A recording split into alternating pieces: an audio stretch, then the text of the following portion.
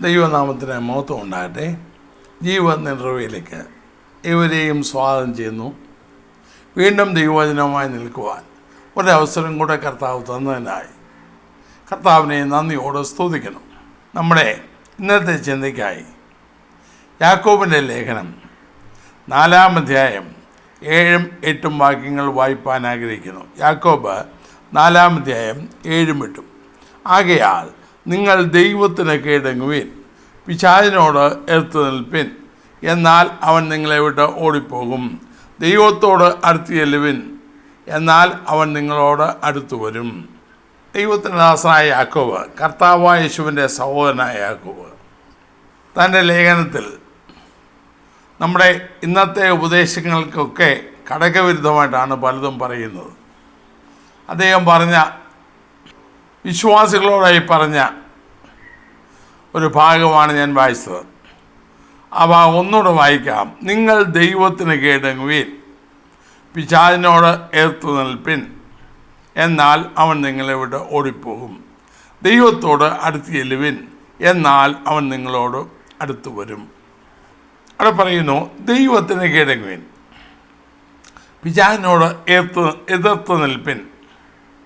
എതിർത്ത് നിന്നാൽ അവൻ നിങ്ങളെ വിട്ട് ഓടിപ്പോകും. ദൈവത്തോട് അടുത്ത് ചെല്ലുവിൻ, എന്നാൽ അവൻ നിങ്ങളോട് അടുത്തു വരും.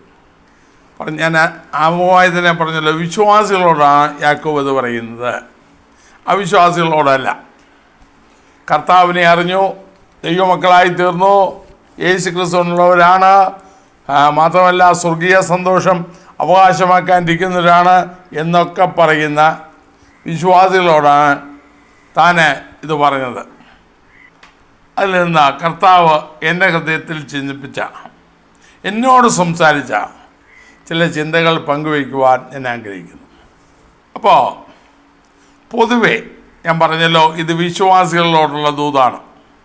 അതിൻ്റെ 1-ാം വാക്യം മുതൽ 10-ാം വാക്യം വരെ നമുക്ക് ചിന്തിക്കാനുണ്ട്. എന്താണ് യാക്കോബോട് പറയുന്നത്? 2 പ്രധാന കാര്യം: പിശാചിനോട് എതിർത്ത് നിൽക്കണം, ദൈവത്തിന് കീഴടങ്ങണം. ഒരാൾ ഓടിപ്പോവും, ഒരാൾ അടുത്ത് വരും. അപ്പോൾ ദൈവബദലായി തീർന്നെന്ന് പറയുന്ന വ്യക്തി പിശാചിനോട് അടുത്ത് നിൽക്കുകയാണോ? അവൻ നിങ്ങൾ വിട്ട് ഓടിപ്പോകണമെന്ന് പറയുമ്പോൾ ഇത് എതിർത്ത് നിന്നേലേ പോവുള്ളൂ. എൻ്റെ അർത്ഥം അവൻ അടുത്താണെന്നാണ്, അവൻ കൂടെ ഉണ്ടെന്നാണ്. 1 മുതൽ 6 വരെയുള്ള വാക്യങ്ങൾ വായിച്ചാൽ, യാക്കോബ് ലേഖനം 1 മുതൽ 6 വരെ വായിച്ചാൽ നമുക്ക് കുറേയൊക്കെ പിടികിട്ടും. സാധാരണ ദൈവമക്കൾ എന്ന് പറയുന്നവരും കൂടുതലും ശ്രദ്ധിക്കുന്നത്, ചെവി കൊടുക്കുന്നത് പിശാചിനാണെന്നുള്ളത് ഒരു യാഥാർത്ഥ്യമാണ്. ഇത് യാഥാർത്ഥ്യമാണ്. പക്ഷേ അവർ സമ്മതിക്കല്ല. ഞങ്ങളോട് സാത്താനൊന്നും സംസാരിച്ചിട്ടില്ല, അവനെ അങ്ങനെ ഇടപെട്ടിട്ടില്ല, പിശാച് വന്ന് കേൾക്കത്തക്കണം സംസാരിക്കണമെന്നില്ല. ചില അപൂർവം സന്ദർഭങ്ങൾ ചിലരോടൊക്കെ ഭീഷണിപ്പെടുത്തി കേട്ടിട്ടുണ്ട്. അല്ലാതെ അവനെ വന്ന് നാം കേൾക്കത്തക്ക ഓഡിബിൾ ശബ്ദത്തിൽ നമ്മോട് സംസാരിക്കാറില്ല. പക്ഷേ നമ്മുടെ ചിന്തകളെ ശക്തിയായി സ്വാധീനിക്കുവാൻ അവൻ നിരന്തരം ശ്രമിക്കും. അതിൽ കൂടെ ദൈവഹിതത്തിന് വിരുദ്ധമായി ചിന്തിക്കുവാനും നമ്മെ പ്രേരിപ്പിക്കും. അപ്പോൾ നാം അവൻ്റെ സ്വാധീനത്തിലാണോ ദൈവത്തോടു കൂടിയാണോ എന്ന് ഉറപ്പാക്കേണ്ടത് നമ്മുടെ ഉത്തരവാദിത്വമാണ്. ഒന്നുകൂടെ പറയുന്നു, നാം സാത്താൻ്റെ സ്വാധീനത്തിലാണോ? വീണ്ടും ജനിച്ചു, ശരിയാണ്. സ്നാനപ്പെട്ടു, ശരിയാണ്. എന്നിട്ട് പറയുന്ന പോലെ അഭിഷേകവും പ്രാപിച്ചു, ശരിയാണ്. അന്യഭാഷ സംസാരിക്കുന്നു, ശരിയാണ്. ഒരുപക്ഷെ അത്ഭുതങ്ങൾ പ്രവർത്തിക്കുന്നു, ശരിയാണ്. പ്രവചനം ഉണ്ട്, ശരിയാണ്, ഒക്കെ ശരി. പക്ഷേ സാത്താന്യ സ്വാധീനം നമ്മുടെ മേലുണ്ടോ? നാം അതിന് വശമതരോ അതോ അവനോട് എതിർത്ത് നിൽക്കുന്നവരോ? കണ്ടുപിടിച്ച് ശരിയായില്ല എങ്കിൽ നാം നമ്മെ തന്നെ വഞ്ചിക്കുന്നവരായിരിക്കും. 1 മുതൽ 6 വരെയുള്ള വാക്യങ്ങളിൽ നാം അത് വായിച്ചാൽ നമുക്ക് മനസ്സിലാകും എന്തൊക്കെയാണ്. ഓരോന്നൊരുന്നായിട്ട് ഒന്ന് തരംതിരിച്ച് നോക്കുമ്പോൾ പിശാചിൻ്റെ സ്വാധീനം നമ്മിലുണ്ടോ ഇല്ലയോ എന്നുള്ളത് നമുക്ക് വ്യക്തമായി മനസ്സിലാകും. അല്ലെങ്കിൽ നാം അവൻ്റെ സ്വാധീന വലയത്തിലാണോ അതോ ദൈവത്തോടു കൂടെയാണോ? അത് ദൈവവചനത്തിൻ്റെ വെളിച്ചത്തിൽ അത് നോക്കിയാൽ തന്നെ നമുക്ക് മനസ്സിലാകും. ഒന്നാമത് ഞാൻ 6-ാം വാക്യം ഒന്ന് വായിച്ചോട്ടെ. അവൻ അധികം കൃപ നൽകുന്നു, അതുകൊണ്ട് ദൈവം നിഗളികളോട് എതിർത്ത് നിൽക്കുന്നു, താഴ്മയുള്ളവർക്ക് കൃപ നൽകുകയും ചെയ്യുന്നു. ദൈവം നിഗളി സദൃശവാക്യത്തിൽ നിന്നുള്ള ഒരു ഉദ്ധരണിയാണത്. ദൈവം നിഗളികളോട് എതിർത്ത് നിൽക്കുന്നു, താഴ്മയുള്ളവർക്ക് കൃപ നൽകുന്നു. അപ്പോൾ അങ്ങനെ ഒന്നാമത് നിഗള ഭാവം നമ്മിലുണ്ടെങ്കിൽ, ഞാനെന്ന ഭാവം നമ്മൾ പറയുമോ ഇല്ല ഞാൻ പൊടിയാ പാവമാന്നൊക്കെ പറയും. ഞാനെന്ന ഭാവം നമ്മിലുണ്ടെങ്കിൽ, നാം നിഗളത്തിന് വശം വതരെങ്കിൽ അവൻ്റെ കൈപ്പിടിയിലാണ്. ആദ്യത്തെ പാവം തന്നെ നിഗളമാണ്. യശയ്യാപ്രവചനം 14-ാം അധ്യായത്തിൽ വായിക്കുമ്പോൾ അതിൽ അരുണോദയപുത്രനായ ശുക്ര എന്നും പറഞ്ഞ് എഴുതിയിട്ടുണ്ട്. ഞാൻ ദൈവത്തിന് മേലെയാകും, ഞാൻ മെഹോനങ്ങൾക്ക് മീതേക്ക് കയറും, ഉത്തരദിക്കൽ സമാഗമ പർവ്വതത്തിൻ്റെ അതിർത്തിയിൽ ഞാൻ ഇരുന്നള്ളും എന്നൊക്കെ ഞാൻ എന്നും പറഞ്ഞ് അവൻ്റെ ഉള്ളിൽ നിന്ന് പൊങ്ങിയ നിഗളഭാവത്തെക്കുറിച്ച് അവിടെ വിശദീകരിക്കുന്നുണ്ട്. യശയ്യാപ്രവചനം 14-ാം അധ്യായം വായിക്കുമ്പോൾ അറിയാം, ഞാൻ അങ്ങോട്ട് പോകുന്നില്ല. അപ്പോൾ അതേ ഭാവം തന്നെയാണ് ഇന്ന് നമ്മിലും കാണുന്നത്. 101-ാം സങ്കീർത്തനത്തിൽ ഉന്നത ഭാവവും നിഗളതയുമുള്ളവനെ, ഇപ്പോഴത്തെ മലയാളം തർജ്ജിമയിലൊക്കെ ഞാൻ സഹായിക്കുകയില്ലെന്നാണ്. എന്നാൽ ഞാനത് പഴയ തർജ്ജിമകളിൽ ഞാൻ സഹിക്കുകയില്ലെന്നാണ്.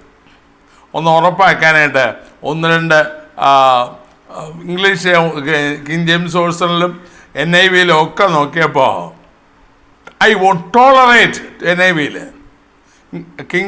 KJV-യിലും അതുപോലെ തന്നെ. അപ്പോൾ ഞാൻ സഹിക്കയില്ല ആരെ? ഉന്നത ഭാവവും നിഗളതയുമുള്ളവനെ. നിഗളം, സ്വയം, വമ്പ്, ഭാവം, അഹംഭാവം, ഞാൻ എന്തോ ആണെന്നുള്ള മട്ട്, ആ നിലയിലുള്ള പെരുമാറ്റം, ആ നിലയിലുള്ള സംസാരം, ആ നിലയിലുള്ള പ്രവൃത്തി ഒന്നിനും വഴങ്ങാതിരിക്കുക, നിഗളം നമ്മിലുണ്ടെന്നുള്ളതിന് തെളിവാണ്. കർത്താവിൻ്റെ മാർഗം താഴ്മയുടെ മാർഗമാണ്. അത് പിന്നാലെ നമുക്ക് ചിന്തിക്കാം. കർത്താവ് മത്തായിയുടെ സുവിശേഷത്തിൽ പറഞ്ഞല്ലോ, ഞാൻ സൗമ്യതയും താഴ്മയുള്ളവനാകിയാൽ. താൻ എത്രത്തോളം താഴ്ത്തിയെന്ന് ഫിലിപ്പിയ ലേഖനത്തിലുണ്ട്. ഇന്ന് ഗാന്ധാരി വിലാപത്തിൽ പറയുന്ന പോലെ ഉമ്പർഗോനൊത്തൊരു വമ്പും പ്രതാപവും ഗംഭീരമായൊരു ഭാവവും ഭംഗിയുമെന്ന് പണ്ട് സ്കൂളിൽ പഠിച്ച സമയത്ത് ഞാൻ പഠിച്ച ശ്ലോകം എൻ്റെ ഓർമ്മയിലുണ്ട്. ഉമ്പർഗോനൊത്തൊരു ദേവേന്ദ്രനെ പോലുള്ള ഭാവം, വമ്പും പ്രതാപവും. ഇന്ന് ആത്മീയ സ്റ്റേജുകൾ അതല്ലേ നാം കാണുന്നത്, പ്രവർത്തന മണ്ഡലത്തിൽ നാം അതല്ലേ കാണുന്നത്, സംസാരത്തിൽ അതല്ലേ കാണുന്നത്, ഇടപാടിൽ അതല്ലേ കാണുന്നത്, പെരുമാറ്റങ്ങൾ അതല്ലേ കാണുന്നത്. അപ്പോൾ പിശാചിൻ്റെ സ്വാതന്ത്ര്യത്തിലാണോ ഇല്ലയോ എന്ന് അതിൽ നിന്നേ മനസ്സിലാകും. മാത്രമല്ല യാക്കോബ് പച്ചയ്ക്ക് നിങ്ങളെല്ലാവരും പിശാചിൻ്റെ കയ്യിലാണെന്ന് പറഞ്ഞില്ല, അത് പറഞ്ഞില്ല. പക്ഷേ അവിടെ പറഞ്ഞ ലക്ഷണങ്ങൾ തെളിച്ച് പറഞ്ഞിട്ടാണ് പറഞ്ഞ പിശാചിനോട് എതിർത്ത് നിൽക്കുക. കാരണം അവൻ്റെ സ്വഭാവം എല്ലാം ഇവരോടൊന്നർത്ഥം. ഞാൻ നേരത്തെ പറഞ്ഞ പോലെ ആത്മീയമായ എല്ലാം നമുക്കുണ്ടായേക്കാം. പക്ഷേ നമ്മൾ നിങ്ങളമാണ് വസിക്കുന്നതെങ്കിൽ, ഞാൻ എന്ന ഭാവം നമ്മിലുണ്ടെങ്കിൽ വലിയ അപകടമാണ്. ഞാൻ പോട്ടെ, ഞാൻ മുന്നോട്ട് നീങ്ങണം. അപ്പോൾ നിഗളം ഉണ്ടെങ്കിൽ അവൻ്റെ കയ്യിലാണ്, യാതൊരു സംശയവുമില്ല. എൻ്റെ ഹൃദയത്തിൽ നിഗളഭാവം ഉണ്ടെങ്കിൽ ഞാൻ അവൻ്റെ കയ്യിലാണ്. രണ്ടാമത് അവിടുത്തെ അതിൻ്റെ 4:1 ഞാൻ 6-ാം വാക്യമാണ് ഇപ്പോൾ പറഞ്ഞ നിഗളം. അവരെ ദൈവം വ്യക്തമായിട്ട് പറഞ്ഞു, നിഗളികളോട് എതിർത്ത് നിൽക്കുന്നു. ദൈവത്തിന് ഒരിക്കലും സഹിക്കാൻ വയ്യാത്ത കാര്യമാണ് നിഗളം. അപ്പോൾ ഇനി 1-ാം വാക്യത്തിലോട്ട് പോകുമ്പോൾ അവിടെ നിങ്ങൾ ചണ്ടയും കലകവും എവിടെ നിന്ന്? നിങ്ങളുടെ അവയവങ്ങളിൽ പോരാടുന്ന ഭോഗേച്ഛകളിൽ നിന്നല്ലയോ?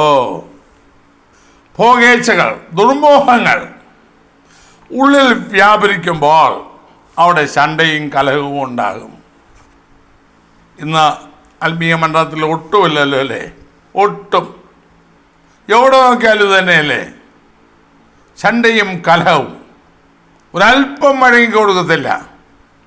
മാത്രമല്ല ദൈവീയ വ്യവസ്ഥ എന്തെന്ന് പലരും ചിന്തിക്കുന്നേയില്ല.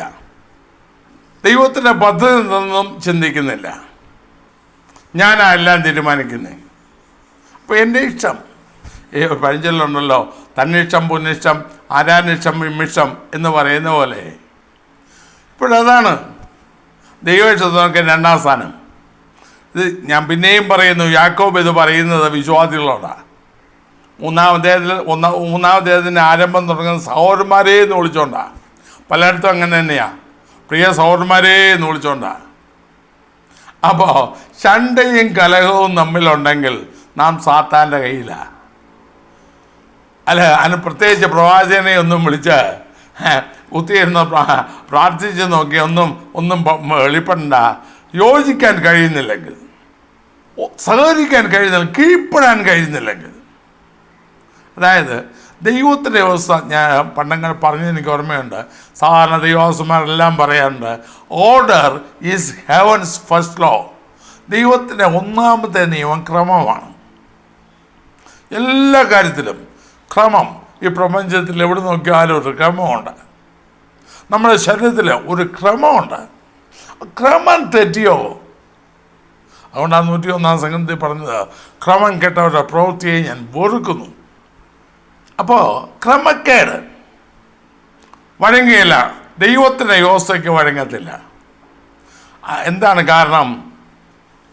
സ്വയം നിഗളം. അപ്പോൾ സാത്താന്യ സ്വാധീനം, ദുർമോഹങ്ങൾ, ചണ്ട, കലഹം. മാത്രമല്ല അടുത്ത വ്യക്തമായി എഴുതിയിരിക്കുന്നു, നിങ്ങൾ മോഹിച്ചിട്ടും പ്രാപിക്കുന്നില്ല, നിങ്ങൾ കൊല്ലുകയും അസൂയപ്പെടുകയും ചെയ്തിട്ടും ഒന്നും സാധിക്കുന്നില്ല, നിങ്ങൾ കലഹിക്കുകയും ശണ്ടയിടുകയും ചെയ്തിട്ടും യാചിക്കായുണ്ട് ഒന്നും കിട്ടുന്നില്ല. അല്ലെങ്കിൽ ഭിന്നത, അസൂയ. ഭിന്നതയും അസൂയയും കൊരിന്ത്യർ സഭയിൽ 1 Corinthians 1-ാം അധ്യായത്തിൽ കൊരിന്ത്യർ സഭയിൽ ഒരു കൃപാവരത്തിലും കുറവില്ലാതെ വചനത്തിലും പരിജ്ഞാനത്തിലും എല്ലാം സമ്പന്നരായി ഇങ്ങ് കാത്തിരിക്കാമെന്നാണല്ലോ അവരെക്കുറിച്ച് പറഞ്ഞ പൗലോസ് അവരെക്കുറിച്ച് പറഞ്ഞത്. എന്നിട്ട് അല്പം താഴെ വരുമ്പോൾ ആ 1-ാമത്തെ തന്നെ പറയുന്നു, നിങ്ങളുടെ ഇതിൽ ഭിന്നതയുണ്ടെന്ന് എനിക്ക് അറിവ് കിട്ടി. യോജിക്കാൻ കഴിഞ്ഞില്ലല്ലോ. എന്താ കാരണം? ക്രമം കെട്ടതിനോട് യോജിക്കാനൊക്കെയില്ല, അത് വേറെ കാര്യം. ഭിന്നത മാത്രമല്ല 1 Corinthians 11-ാം അധ്യായത്തിൽ കർത്തമേശയിൽ കൂടുന്നതിനെ കുറിച്ച് പറഞ്ഞപ്പോൾ പൗലോസ് പറഞ്ഞതാണല്ലോ, ഇനി ആജ്ഞാപിക്കാൻ പോകുന്നതിൽ നിങ്ങൾ എപ്പോഴത്തുന്നില്ല.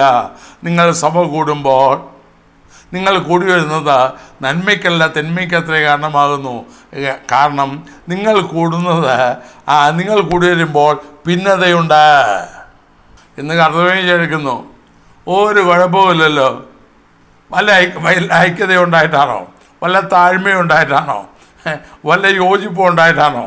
ഞാൻ അങ്ങോട്ട് പൊളിക്കുന്നില്ല, പിന്നെ ദൈവത്തിന് അറിയാമല്ലോ.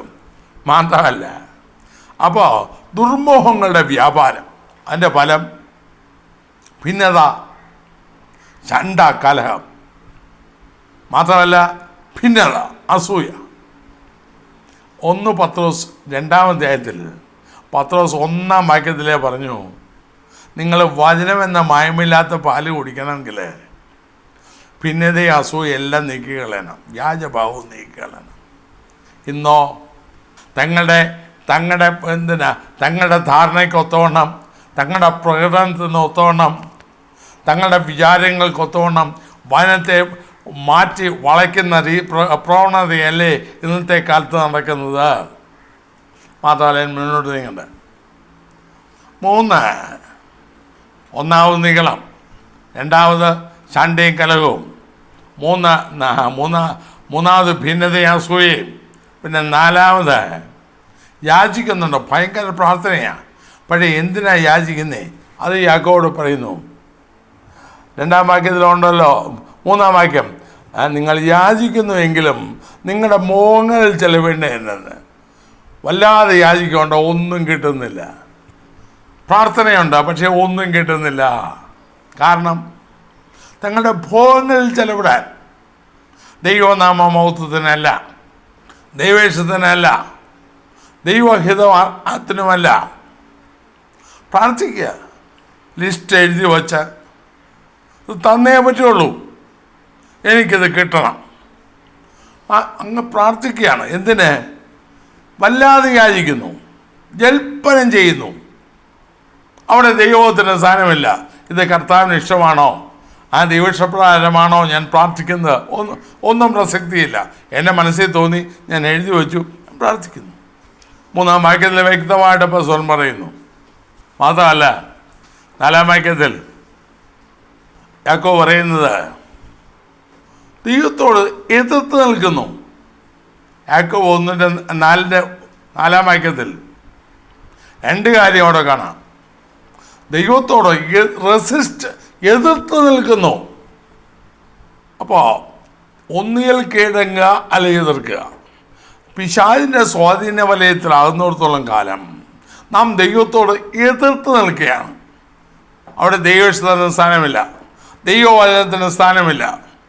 ഇല്ല, പഴയ നിയമത്തിൽ എഴുതിയ പ്രവചന പുസ്തകങ്ങൾ എഴുതിയിരിക്കുന്ന പോലെ എൻ്റെ ന്യായപ്രമാണം 10,000 കൽപ്പനയായി അവന് എഴുതി കൊടുത്താലും അത് അപൂർവ കാര്യമായി എണ്ണപ്പെടുന്നു എന്ന് പറഞ്ഞിരിക്കുന്ന പോലാണിപ്പോൾ. അതിന് പ്രസക്തമല്ല. ഞാൻ എൻ്റെ ചാട്ടവും തുള്ളലും ആട്ടവും ബഹളവും കുറേ പ്രകടനവും അതാണ് വലുത്. അതിനും വേണ്ട. ദൈവത്തോട് എതിർത്ത് ദൈവിക വ്യവസ്ഥയോട് എതിർത്ത് നിൽക്കാരാ? വിശ്വാസം എന്ന് പേരുള്ളവനാ. അത് ഓർക്കുമ്പോഴാണ് എനിക്ക് ഭയം. മാത്രമല്ല, ദൈവത്തിൻ്റെ ശത്രുവായിത്തീരുന്നു. ലോകത്തിൻ്റെ സ്നേഹിതനായി അല്ലെങ്കിൽ ലോകസ്നേഹിയായി മാറുമ്പോൾ ദൈവത്തോട് ശത്രുവാകുന്നു. ദൈവത്തോട് ശത്രുത്വം. ദൈവത്തിൻ്റെ വഴികൾ ഇഷ്ടമല്ല, ദൈവത്തിൻ്റെ ആലോചന ഇഷ്ടമല്ല, ദൈവഹിതം ഒന്നും ഇഷ്ടമല്ല. പിന്നെ ഞാൻ എൻ്റെ വഴി ഞാൻ തീരുമാനിക്കും. ഇന്ന് പലയിടത്തും സഭകൾ പെരുകുന്നത് തന്നെ ഇങ്ങനെ ഞാൻ കൊണ്ടാണല്ലോ. ദുഃഖകരമായ പ്രവണത. അപ്പോൾ പിശാചിൻ്റെ സ്വാധീനമുണ്ടോ? പിശാച ദൈവജനം എന്ന് പറയുന്നവരെ പിടിമുറുക്കിയിട്ടുണ്ടോ എന്ന് ഈ കാര്യങ്ങൾ നമുക്ക് മനസ്സിലാക്കാം. നിഗളികളാണെങ്കിൽ, ഒന്നുകൂടെ ഞാൻ പറയുന്നു, നാം നിഗളികളാണെങ്കിൽ നമ്മിൽ ദുർമോഹങ്ങളുണ്ട്, ചണ്ടയും കലഹവും ഉണ്ടാകുന്നെങ്കിൽ, ഭിന്നതയും അസൂയയും നമ്മിൽ വ്യാപരിക്കുന്നെങ്കിൽ, വല്ലാതെ നമ്മുടെ സ്വന്തം ഭോഗങ്ങൾ ചെലവിടുന്നതെന്ന് വല്ലാതെ യാചിക്കുന്നുവെങ്കിൽ, ലോകസ്നേഹം നമ്മിൽ വ്യാപരിക്കുന്നെങ്കിൽ, ദൈവത്തോട് നാം എതിർത്ത് നിൽക്കുന്നവരെങ്കിൽ, ദൈവത്തോട് ശത്രുത്വം പുലർത്തുന്നുവെങ്കിൽ, പ്രിയമുള്ളവരെ, ദുഃഖകരമാണ്. നാം പിശാചിനോട് വിട്ടുവീഴ്ച ചെയ്ത് അവൻ്റെ സ്വാധീന വലയത്തിലാണ്, സാത്താൻ്റെ സ്വാധീന വലയത്തിൽ. ഇങ്ങനെയുള്ള വിശ്വാസി ദൈവത്തിൻ്റെ ശത്രുവാണ്. തരസം ഞാൻ പറയുന്നതല്ല, ഒരു വഴി ഞാൻ അല്പം വിശദീകരിച്ച് പറഞ്ഞതേ ഉള്ളൂ.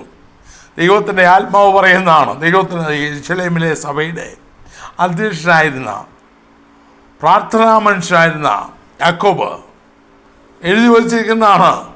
ആർക്കും മാറ്റാനൊക്കെ ഇല്ലല്ലോ. ഇത് അനുഭവം നമുക്കുണ്ടെങ്കിൽ, അല്ലെങ്കിൽ നാം ഈ അനുഭവത്തിൽ കൂടെ നാം കടന്നു പോകുന്നെങ്കിൽ, ഈ ഭാവമാണ് നമ്മിലെങ്കിൽ, സ്വയം വാഴുന്ന, നിഗളം വസിക്കുന്ന, ലോകസ്നേഹവും ദൈവത്തോട് എതിർത്ത് നിൽക്കുന്ന ഭാവവും ദൈവത്തോട് ശത്രുത്വമാണെങ്കിൽ, അസൂയയും ചണ്ടയും കലഹവും നമ്മെ ഭരിക്കുന്നെങ്കിൽ, ദൈവഹിതമാരായതെ നമുക്ക് തോന്നിയതുപോലെ പ്രാർത്ഥിക്കുന്നെങ്കിൽ,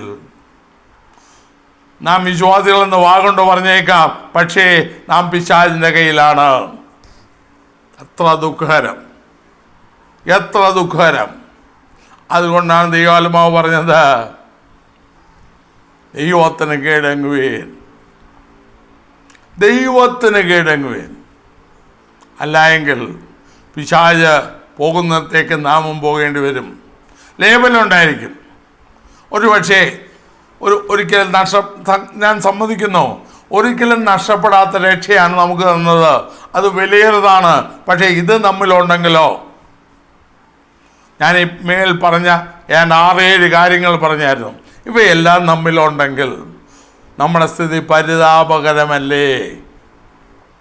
ലോകസ്നേഹം, ദൈവാഗ്രഹം, വമ്പ്, ഞാനത് എല്ലാം അങ്ങോട്ട് വിവരിച്ച് പറയാൻ തുടങ്ങിയാൽ, പറയാതെ എല്ലാവർക്കും അറിയാം, അത് പറയാൻ തുടങ്ങിയാൽ എത്ര ഭയങ്കരം. അവിടെ ഞാൻ വിവരിക്കാതെ നിർത്തട്ടെ.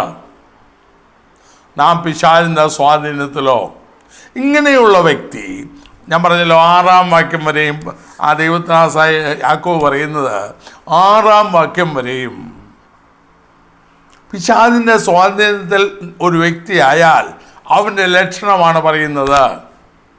അപ്പോൾ അടുത്ത് പറയുന്നു ദൈവത്തിന് കീഴടങ്ങി. അപ്പോൾ അതിൻ്റെ അർത്ഥം ദൈവത്തിന് കീഴടങ്ങിയിട്ടില്ല, ദൈവത്തിന് അകലം പാലിച്ചാൽ ദൈവം അടുത്ത് വരുന്നില്ല, ദൈവത്തിൽ നിന്നകുന്നു, ദൈവകൃപയിൽ നിന്നകുന്നു, ദൈവിക സംസർഗമില്ല. ഈ സ്വഭാവങ്ങൾ എത്ര വലിയ വ്യക്തിയാണേലും നമ്മിലുണ്ടെങ്കിൽ, ഒന്നുകൂടെ ഞാൻ പറയുന്നു, നിഗളം, ദൈവാഗ്രഹം, ലോകസ്നേഹം, ശണ്ട, കലഹം, അസൂയ, മത്സരം, ദുരാഗ്രഹം, ദുർമോഹം, ഇതൊക്കെ നമ്മിലുണ്ടെങ്കിൽ നാം ദൈവത്തിൽ നകന്നിരിക്കുകയാണ്. നമ്മുടെ യാചനയും പ്രാർത്ഥനയും ദൈവം കേൾക്കുകയില്ല. നാം പിശാചിൻ്റെ കയ്യിലാണ്. എന്നെ ഭയപ്പെടുത്തുന്ന കാര്യങ്ങളാണ് ഞാൻ പറയുന്നത്. എനിക്കത് സംഭവിക്കാം. എനിക്ക് ഒരു ഒഴിയഴിവുമില്ല. പ്രിയമുള്ളവരെ, ആ 1 മുതൽ 6 വരെയുള്ള യാക്കോബ് ലേഖനം 4-ാം അധ്യായം 1 മുതൽ 6 വരെയുള്ള വാക്യങ്ങൾ ഒന്ന് മനസ്സിരുത്തി വായിച്ചാൽ ഇത് നമുക്ക് മനസ്സിലാകും. എന്നിട്ടാണ് പറഞ്ഞത്, നിങ്ങൾ ദൈവത്തിന് കീഴടങ്ങി. ദൈവത്തിന് കീഴടങ്ങുവേൻ. ദൈവത്തിന് കീഴടങ്ങുക എന്ത് ചെയ്യണം? 6-ാം വാക്യത്തിൽ പറയുന്നു, ദൈവം നിങ്ങളോട് എതിർത്ത് നിൽക്കുന്നു, താഴ്മയുള്ളവർക്കോ കൃപ നൽകുകയും ചെയ്യുന്നു. താഴ്മയുള്ളവർക്കേ കൃപ കിട്ടത്തുള്ളൂ. അല്ലെങ്കിൽ അവകാശവാദങ്ങൾക്ക് നിൽക്കാത്ത, താഴ്മയുള്ളവനൊന്നും അവകാശവാദമില്ല, പ്രശംസിക്കാനില്ല, അയോഗ്യൻ, കർത്താവേ എനിക്കൊന്നുമില്ല, നിന്റെ കൃപ മാത്രമെന്ന് പറഞ്ഞ് ദാവീദ് മിക്കവാറും പറയുന്ന പോലെ, ഞാനോ എളിയവനും ദരിദ്രനുമാകുന്നു, എന്നെ ഒന്നുമില്ലാത്തത്. ആ ഭാവത്തോടെ കർത്താവിന് താണാൽ അത് ഭാഗികമല്ല. പൂർണ്ണ ഹൃദയത്തോടെ നാം അങ്ങനെ മടങ്ങി വന്നാൽ ദൈവത്തിൻ്റെ ആത്മാവ് ചില പ്രവൃത്തി ചെയ്യും. മാത്രമല്ല, അങ്ങനെ മടങ്ങി വരുമ്പോൾ ചില കാര്യങ്ങൾ നടക്കണം. അപ്പോൾ ഈ കാര്യങ്ങൾ മനസ്സിലാക്കി അത് പിശാചിൻ്റെതാണെന്നറിഞ്ഞ് അവനോ അത് ഉപേക്ഷിക്കാൻ തീരുമാനിച്ചാൽ, ദൈവത്തിന് കീഴടങ്ങാൻ തീരുമാനിച്ചാൽ, തീർച്ചയായിട്ടും പിശാചിന് പിന്നെ ആ വ്യക്തിയിൽ സ്ഥാനമില്ല. അവൻ ശരിക്കും മാനസാന്തരപ്പെടുന്നു. അത് ഉപേക്ഷിച്ചിട്ട് അങ്ങനെ ചെയ്യുമ്പോൾ പിശാചിന് വിട്ടുപോകും. 8-ാം വാക്യത്തിൽ പറയും, ദൈവത്തോട് അടുത്ത് ചെല്ലുവീൻ, എന്നാൽ അവൻ നിങ്ങളോട് അടുത്ത് വരും. ആദ്യം ദൈവത്തോട് അടുത്ത് ചെല്ലുവെന്നല്ല, ദൈവത്തിന് കീഴടങ്ങുവീൻ. അത് ഇങ്ങനെ വരുമ്പോൾ കീഴടങ്ങുന്നത് ആയുധം വെച്ച് കീഴടങ്ങുക. ഞാൻ ഒന്നിനും ഇല്ല, സമ്പൂർണ്ണമായി എന്നെ ഏൽപ്പിക്കുന്നു. സാധാരണ യുദ്ധ തടവുകാരൊക്കെ അവർ യുദ്ധത്തിൽ ചെയ്യുമ്പോൾ അവർ കീഴടങ്ങെന്ന് പറഞ്ഞാൽ പിന്നെ അവർ യുദ്ധം ചെയ്യാനല്ല, പിന്നെ പോരാടാനല്ല, ആയുധം വെച്ച് കീഴടങ്ങി. നിന്റെ ഇഷ്ടം പോലെ ആകട്ടെ എന്നും പറഞ്ഞ് കീഴടങ്ങുമ്പോൾ വ്യാഴം വിട്ടുപോകും. പിന്നെ ദൈവത്തോട് അടുത്ത് വരണം. അപ്പം എന്തൊക്കെ ചെയ്യണം? വെറുതെ കീഴടങ്ങെന്ന് പറഞ്ഞിട്ടായില്ല. എന്നെ ഭയപ്പെടുന്നതാണ്, കീഴടങ്ങെന്ന് പറഞ്ഞിട്ടായില്ല. 8-ാം വാക്യം, പാപികളെ കൈകളെ വെടിപ്പാക്കുവേൻ. 1, കൈകളെ വെടിപ്പാക്കുവേൻ. അപ്പോൾ ദൈവത്തിന് കീഴടങ്ങുമ്പോൾ വെടിപ്പുള്ള കൈ ഉണ്ടാകണം. 15-ാം സങ്കീർത്തനത്തിലുണ്ടല്ലോ, വെടിപ്പുള്ള കൈയും നിർമ്മല ഹൃദയമുള്ളവൻ ദൈവത്തിൻ്റെ പർവ്വതത്തിൽ അവനെ കയറത്തുള്ളൂ. യെശയ്യാപ്രവചനത്തിൽ എഴുതിയിട്ടുണ്ടല്ലോ, നിങ്ങളുടെ കൈകൾ രക്തം കൊണ്ട് മല്ലമായിരിക്കുന്നു, നമ്മുടെ കൈകളുടെ പ്രവൃത്തികൾ ഏറ്റുപറഞ്ഞ് ഉപേക്ഷിക്കണം. വെടിപ്പാക്കണം. അല്ലെങ്കിൽ ഉണ്ടായിരുന്ന എല്ലാ മലിനതയും ഒന്നും വച്ചേക്കാനൊക്കെ ഇല്ല. എല്ലാ മലിനതയും സമൂലമായി ഏറ്റുപറഞ്ഞ് ഉപേക്ഷിക്കണം. എല്ലാ മലിനതയും. കൈകളെ വെടിപ്പാക്കണം. വേഗം പറഞ്ഞങ്ങ് വിടുകയാണ്. 2, ഇരുമനസ്സുള്ളവരെ ഹൃദയത്തെ ശുദ്ധീകരിപ്പീൻ. ഇരുമനസ്. അത് വേണോ ഇത് വേണോ, അല്ലെങ്കിൽ മനസ്സിലൊരു സിംഗിൾനെസ് ഇല്ല. ഇന്ന് ഭൂരിപക്ഷവും കാണുന്നത് എനിക്ക് ലോകം വേണം, എനിക്ക് കർത്താവിനും വേണം. പറ്റുകയില്ല. ഏതെങ്കിലും ഒന്ന്. യാക്കോബ് തന്നെ പറയുന്ന 1-ാം അധ്യായത്തിൽ, ഇരുമനസ്സുള്ള മനുഷ്യൻ തൻ്റെ സകല വഴികളിലും അസ്ഥിരൻ. അവന് വിശ്വാസമില്ല. ഇരുമനസ്സുള്ള വ്യക്തിക്ക് കർത്താവിൽ പൂർണ്ണ വിശ്വാസമില്ല, പൂർണ്ണ ആശ്രയമില്ല. അപ്പോൾ കൈ വെടിപ്പാക്കണം, ഹൃദയം വെടിപ്പാക്കണം. ഏറ്റുപറയണമെന്നർത്ഥം ചോദന ചെയ്ത് ഏറ്റുപറഞ്ഞ് ഉപേക്ഷിക്കണം. എൻ്റെ കൈകളുടെ പ്രവൃത്തികൾ, എൻ്റെ നടപ്പ്, എൻ്റെ പെരുമാറ്റം എല്ലാം ദൈവത്തിന് പ്രസാദമോ എന്ന് ചിന്തിച്ച് ഏറ്റുപറയണം. അല്പം ബുദ്ധിമുട്ടാണത്, പക്ഷേ അത് ചെയ്തെങ്കിലേ അവൻ അടുത്ത് വരത്തുള്ളൂ. പാപികളെ കൈകളെ വെടിപ്പാക്കുവിൻ, ഇരുമനസ്സുള്ളവരെ ഹൃദയത്തെ ശുദ്ധീകരിപ്പിൻ.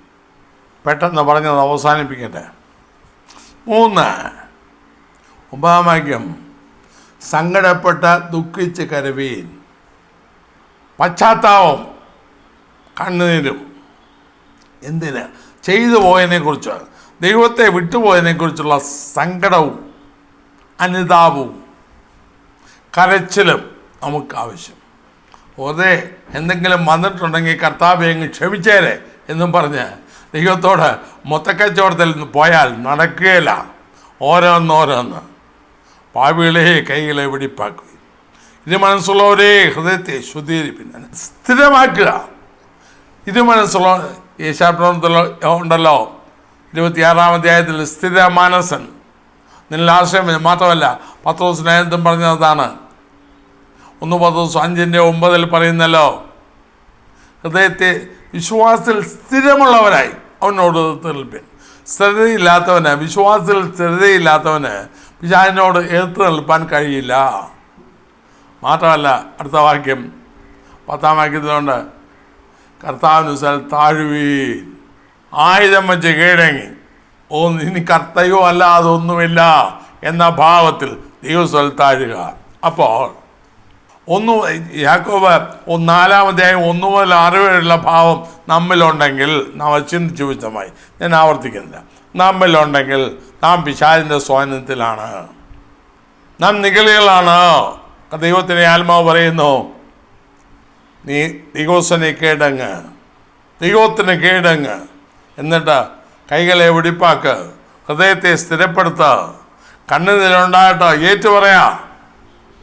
നീ സങ്കടപ്പെട്ട് ദുഃഖിച്ച് കരവേൻ. നിങ്ങളുടെ അടുത്ത വാക്യം ഇതാണ്, നിങ്ങളുടെ ചിരി ദുഃഖമായും സന്തോഷം വിഷാദമായും തീരട്ടെ. കർത്താവ് താഴുവേ. അപ്പോൾ ദൈവത്തോട് അടുക്കണമെങ്കിൽ നമുക്കിത് വേണം. യഥാർത്ഥമായ അനുതാപം, യഥാർത്ഥമായ കണ്ണുനീർ, യഥാർത്ഥമായ ഏറ്റുപറച്ചിൽ, യഥാർത്ഥമായ ശുദ്ധീകരണം, യഥാർത്ഥമായ ക്രമീകരണം നമ്മിലുണ്ടായി അവൻ്റെ സ്ഥലം താണാൽ കർത്താവ് നമ്മോട് അടുത്ത് വരും. ദൈവം നമ്മോട് അടുത്ത് വന്നാൽ സ്ഥിതി മാറി. ദൈവത്തോട് പൂർണ്ണ വിധേയത്വം, വിശ്വാസത്തിൽ സ്ഥിരത, ദൈവത്തിന് സർവായുധവർക്ക് എന്ത് ചെയ്യും? എഫേസ്യരിലും 6-ാം അധ്യായം 11-ാം വാക്യത്തിൽ എഴുതിയിരിക്കുന്ന പോലെ ദൈവത്തിന് എന്തിനാ പിശാച് അടുക്കാതെ ദൈവത്തിന് സർവായുധവർക്ക് എന്ത് വെച്ച് അരയ്ക്ക് സത്യം കെട്ടി നീതി എന്ന കവചം ധരിച്ച് സമാധാന സുവിശേഷത്തിനുള്ള ഒരുക്കൻ കാലിന് ചെരുപ്പാക്കി രക്ഷയെന്ന ശിരസ്സം ധരിച്ച് വിശ്വാസമെന്നോ പരിചയമെടുത്ത് ദുഷ്ടൻ്റെ തീയമ്പളെ ഒക്കെയും കെടുക്കുവാനുള്ള വിശ്വാസം പരിചയമെടുത്ത് സകല പ്രാർത്ഥനയും യാചനയും ഉള്ളവരായി ദൈവസ്ഥലത്ത് നിൽക്കുക. അപ്പോൾ ആത്മപൂർണ്ണ ജീവിതമാകും. ദൈവം നമ്മോട് സംസാരിക്കും. ദൈവത്തോടൊത്ത് വന്നാൽ ദിവ്യമായതെല്ലാം ദൈവം നമുക്ക് യഥാർത്ഥ ഊർജ്ജ ഉണ്ടാകും. 10-ാം വാക്യത്തിൽ കാണുന്ന കർത്താവിൻ്റെ മുൻപിൽ താഴുവേൻ, കർത്താവിൻ്റെ സന്നിൽ താഴുവേൻ, എന്നാൽ അവൻ നിങ്ങളെ ഉയർത്തും. യഥാർത്ഥ ഉയർച്ച നമുക്കുണ്ടാകും. അത് ദൈവീകമായിരിക്കും, അനുഗ്രഹമായിരിക്കും. ഈ നാളുകളിൽ നമുക്ക് വേണ്ടത് ഇതാണ്. നാം പിശാചിനോട് എതിർത്ത് നിന്ന് ദൈവത്തിന് അടുത്ത്, ദൈവത്തോട് നിരന്ന്, ദൈവത്തിന് കീഴ്പ്പെട്ട്, ദൈവവ്യവസ്ഥ അനുസരിച്ച് ദൈവകൃപ പ്രാപിച്ച്, യഥാർത്ഥമായ ദൈവകൃപ പ്രാപിച്ച് ദിവ്യ സ്വഭാവമുള്ളവരായി കർത്താവിന് വേണ്ടി നാം നിൽക്കുന്നുവെങ്കിൽ യഥാർത്ഥമായ ഉയർച്ച എന്തെന്ന് നാം അനുഭവിച്ചറിയും. ആ നിലയിൽ മുന്നോട്ട് പോയാൽ നമ്മുടെ ക്രിസ്തീയ ജീവിതം ധന്യമായിരിക്കും.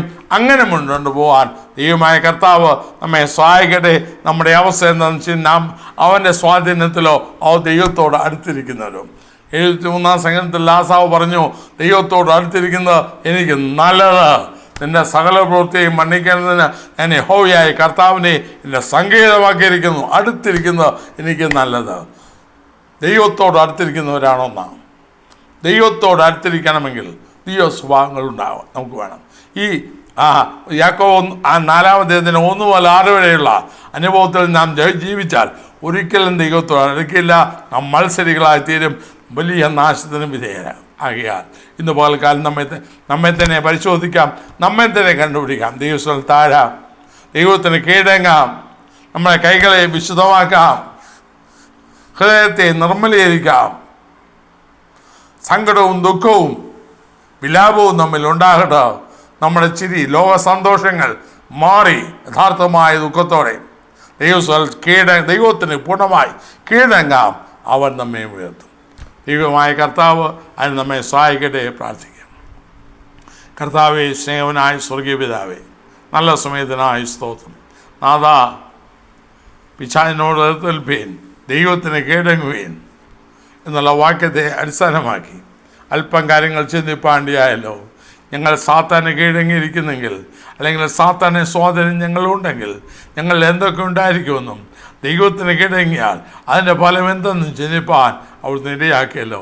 കർത്താവേ, പിശാചിൻ്റെ സ്വഭാവങ്ങളല്ല, ദൈവത്തിന് കീഴടങ്ങി ദൈവത്തോട് അടുത്തിരുന്ന ദൈവിക കൂട്ടായ്മയിലും സാന്നിധ്യത്തിലും നാഥാ മുന്നോട്ട് പോയി അങ്ങാൽ ഉയർത്തപ്പെടുവാൻ, ദൈവത്തിന് ധന്യത അനുഭവിപ്പാൻ ഞങ്ങളെ സഹായിക്കണമേ. കരങ്ങളിൽ ഏൽപ്പിക്കുന്നു യേശു ക്രിസ്തുവിന്റെ നാമത്തിൽ പിതാവേ, ആമേൻ. ഈ വീഡിയോ നിങ്ങൾക്ക് അനുഗ്രഹമായെങ്കിൽ ഇത് മറ്റുള്ളവർക്കും ഷെയർ ചെയ്ത് കൊടുക്കുക. നിങ്ങൾക്കായി പ്രാർത്ഥിക്കുക. ദൈവമായ കർത്താവ് നിങ്ങളെ അനുഗ്രഹിക്കുമാറാകട്ടെ.